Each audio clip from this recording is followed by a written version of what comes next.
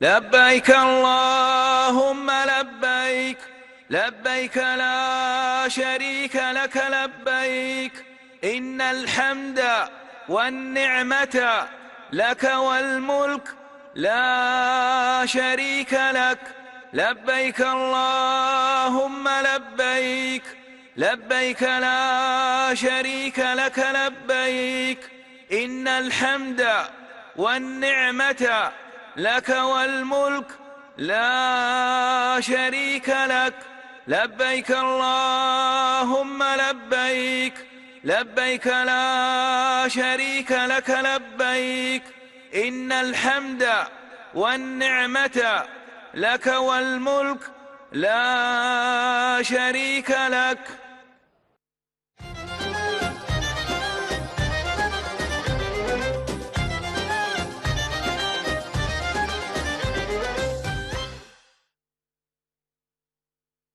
لبيك اللهم لبيك لبيك لا شريك لك لبيك إن الحمد والنعمة لك والملك لا شريك لك.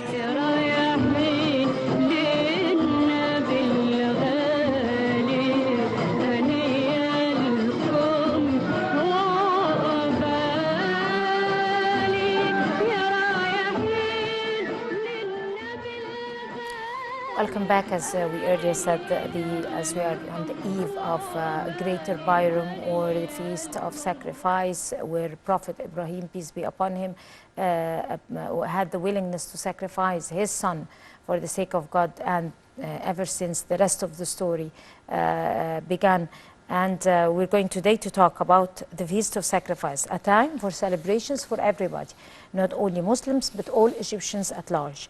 Of course, in fact, the economic slowdown, political instability are not stopping people pouring into the streets. Of course, there is political stability in Egypt. Political stability, instability is probably might be taking place in other countries, but in Egypt, it's very much secure. There is political stability, there is social stability, and stability everywhere. Today we talk about the festivities of Greater Bairam and the rituals and everything. And we take a throwback into history to remember this very important day in the history of Islam. We're very delighted to be having with us Dr. Nermeen Roushdy. She's the strategic HR consultant. Good morning, Good Dr. morning Roushdy. to you. How are you? Happy Greater Bairam to you. Happy day to you too. How do you think can people, how can I encourage people, whether being relatives, friends or neighbors, to gather, even Muslims or non-Muslims? Because people who know Egypt very well and who come over flock to Egypt in festivities and in occasions and in summer or winter, they know that in many occasions, in Christmas, in Ramadan, in Eid, and everywhere, any type of festivity, it is not specified by a specific religion, or it's not related to a specific religion. It gathers all Egyptians at large. That doesn't happen in any other country. Yes, even people from all over the globe, they plan their vacations to be in the time of Eid or major events in Egypt, because I think the spirit of celebration and the surrounding atmosphere and how people celebrate, and they create a special flavor in Egypt for these events and occasions are really remarkable. You know, here in Egypt, people are preparing for Eid al-Adha. I think for over 3 weeks ago, people are starting to plan to get their sheep or cattle to the slaughtering event. There are lots of celebration and decorations all over the place to project the spirit, which I think this makes Egypt always a unique country to celebrate such events. Of course, and the fact that there is a special spirit at Eid al-Adha or Eid al-Fitr, Yes. both Bayrams, the spirit which gathers all Egyptians together. What is the social impact over Egyptians, gathering Egyptians all together at Christmas time, in Ramadan. You know, in Ramadan you can see festivities of Christians and Muslims taking iftar together. Yes. And even non-Christians and non-Muslims. Everybody Yes. is rejoiced at one festivity, one table, and they are sharing food together. So what is the social impact of that particular scene in Egypt, of Eid al-Adha, where people exchange the feta, they exchange, you know, the festivities and the different recipes of food that are related to this particular event? Well, I think these celebrations and this spirit is like a part of a ritual in our history all over the centuries and all over the time.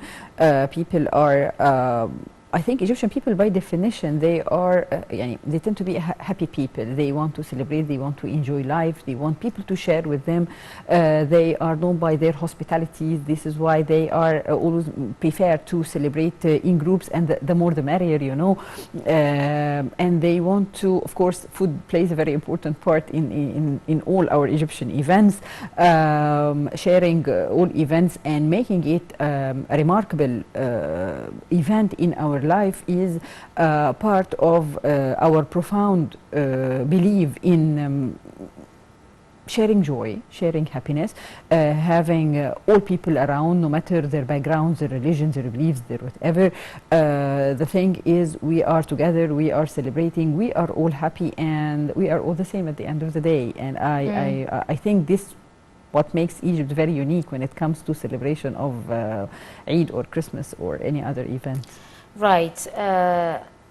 Do you think that festivities like Eid or occasions like Eid al-Fitr or Eid al-Adha, with all its, I mean, Eid al-Adha is Eid of sacrifice, it's Eid of tolerance, where it would, according to, we remember a special story that would teach us, give us lessons of sacrifice and submission to God's will. So do you think this would encourage people at different conflicts and difference to rejoice together, to end their differences and bring back their friendships or bring their bonds back again at this particular time of the year? Yes, I do believe so, because, you know, especially from Yom Arafah as today, people wait for this day every year, just like to save their prayers, and even they benefit from this occasion, just like to draw a line on any difference, any conflicts, any dispute, and they say, let's start a new page, let's start with the concept of forgiveness and bonding. So let's forget the past and have fresh start. Let's step over our differences. This is very important to go through. I think it also encourages the positive spirit to be all around. They even if somebody is having a grudge against somebody else, you'll find all the families and friends, okay, let's pass it, let's celebrate, we are all together now, let's step over it, and this helps to create this lovely spirit of Eid.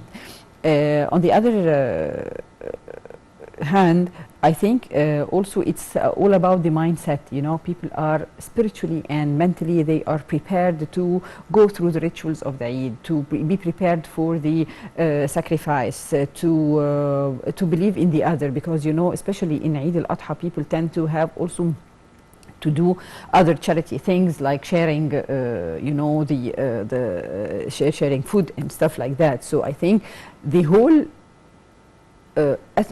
flavor of Eid al-Adha in general is to encourage many things. It's encourage bonding, it helps to celebrate, it helps people to plan ahead, it helps in the, so I think all together creates this unique flavor of Eid al-Adha specifically. You know, but Eid al-Fitr, you know, people are celebrating after fasting for a long month, we need to gather and celebrate ending the fast. The Christmas has its own unique spirit, but generally Eid al-Adha is, I think it's one full Eid with many aspects that we have to consider, and actually it's coming from our beliefs in these cultural core values. Right, we're going to talk about two main things. Of course, Eid al-Adha and the pilgrimage and the rituals of Hajj are one of the main pillars of Islam. But we need to talk about the main features of Eid al-Adha and the lessons and values that we are taught, or we should be learning, we should learn from the Eid al-Adha or Greater Bayram. Let us start by the main features first. Well, for Eid al-Adha we have the main feature, which is the pilgrimage, which is a religious aspect in the pillar, actually not an aspect, in the Islamic religion that we have to go through. So this is why you find that people, they are having this soft heart for the takbirat and for all the other Islamic rituals for the pilgrimage. This is for the people who are so blessed to go through it, or people who are praying to have it. On the other hand, if we are talking about the values of Eid al-Adha and the pilgrimage, which is the sacrifice, which is also thinking of others and considering them, which is the positive spirit of Eid al-Adha. I think Eid al-Adha, it encourages people to do many things. They have to plan their life, because, you know, Eid al-Adha, we know about it. It's already, it has a certain date. We have to make certain preparations. So this make people have their own mind map, to have to organize their life, have to consider many aspects. This is from one thing. From the other thing, it is the social responsibility, because it makes people feel others, consider others, at a certain point prioritize others, because, you know, people tend to distribute the meat from the sacrifice just after the Eid prayers, which shows that people prefer others. Talking about the rituals of Hajj and pilgrimage, we have live scenes from Mount Arafat. Wow. Which is one of the very important scenes of Hajj. Yes. And the rituals of the pilgrims and the pillars of Islam. If you like to elaborate. Well, this very much related, yes, to of the course. spirit. Yes, it's very touchy, you know. How Because important is that scene?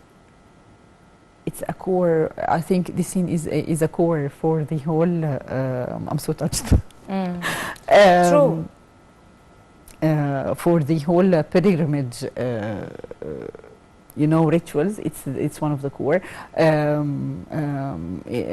Of course, because Yom Arafah is one of the remarkable days. It's a very important day to Allah. It's important days for us as Muslims. It's people save prayers from year to year just for this day, because, you know, they are waiting for Allah's blessings. I'm speechless. And to those who are unable to reach there, God can accept prayers from everywhere, from wherever you are. Of course. Only you should have a good, clean heart and good deeds. And yes, wherever and even you are, if somebody made your prayers mistakes, are going yes, to be accepted even if, the yes, same. yes, it's the only day that it's one of the days that people try to make it up for their mistakes. They ask Allah for His forgiveness and blessings. So I think it's the good heart is always a key, and it's always a good chance to start all over again. Of course, I mean, that scene also signifies how Muslims spend effort and money, and they charge all their energy to reach to that day. It's a very exhausting day. It's a very exhausting day just for the sake of God, and to talk to God from the Mount of Arafat. But at the same time, a person with a good heart and good deeds can be equally on equal foot with one standing on the Mount of Arafat, just because of al-amal al-salih, or the good deed and his good heart, and prayers could be accepted from everywhere. Yes, of course. So there are no conditions for praying to God. No. God is there all over the place. God can listen everywhere, to every place, at every time, at any time. And from every religion. Yes. By the way.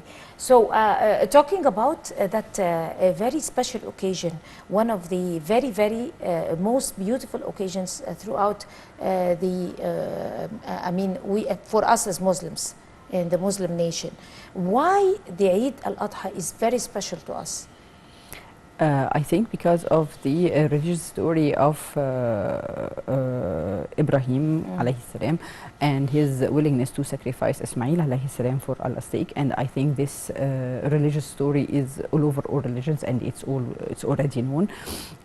So this it shows how a person can go and not of course I mean us as persons, but he is a prophet, so he's on another level than ours, go an extra mile for Allah, of course. And this was translated into the pilgrimage, and people understand how pilgrimage is very exhausting, consuming, spiritual cleansing from inside. So people have to exert this effort to deserve the blessings and forgiveness.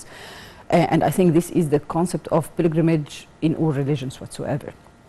Is how to you go the extra mile to prove to God that you are willing to give up anything of the life luxury just to pray for God.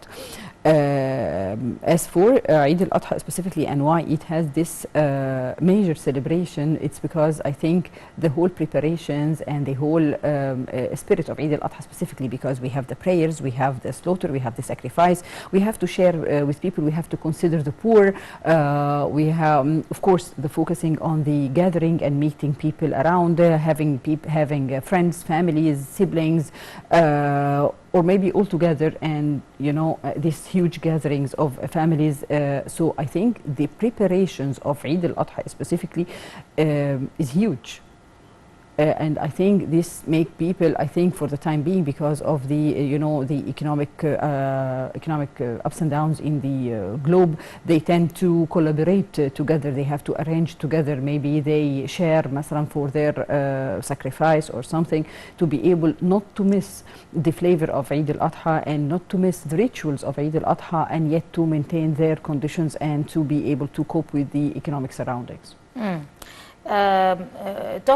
We talked about the features of Eid al-Adha. Let's talk about the values that we are supposed to learn from this particular event, regardless of the historic value and the instructions and values that are taught by as one of the main pillars for Islam and everything. But the social values we're supposed to be taught from this particular event.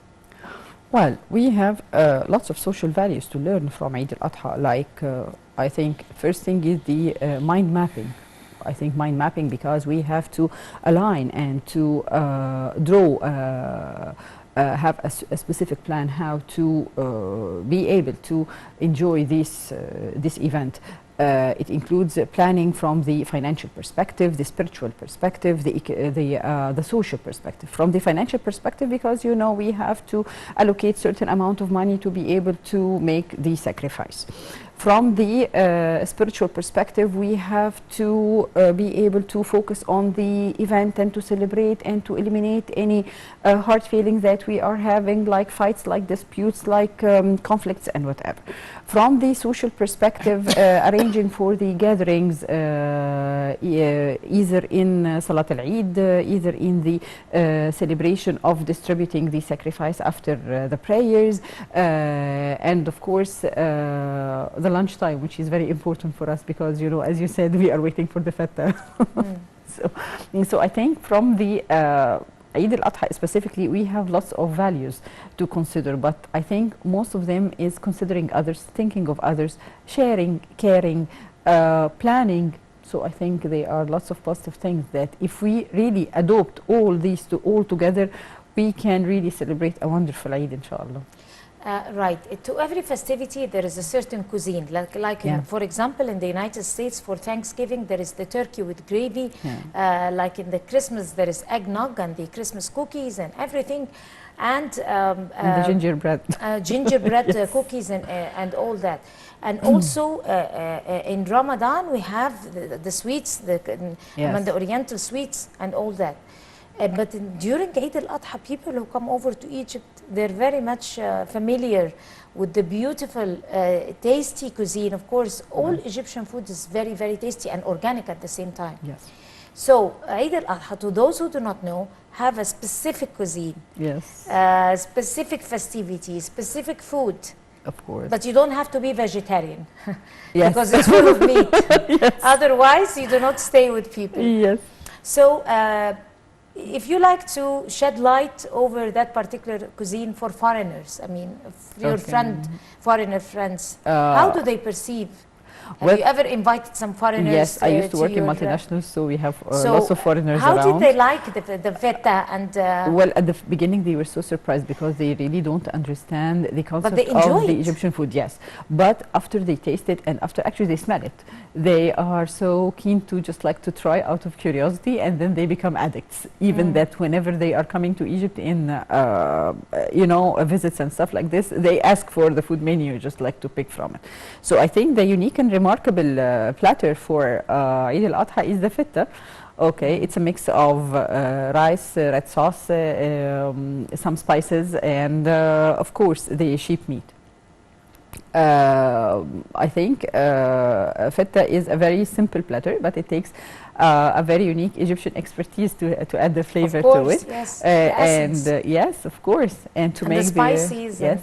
Yes, of course, and you know, you can smell it all over the place whenever you are. And it's freshly made. What's beautiful about it? Well, actually, most of the Egyptian food, if you are talking about the Egyptian cuisine, it has to be it has to be freshly made, because and it doesn't have to be white bread. It has to be the pita bread. Yes. That has wheat and everything. Yes, it's very healthy. So I think from the health perspective, it's a complete meal. It includes all required ingredients. You have the carbs, you have the protein, you have everything around.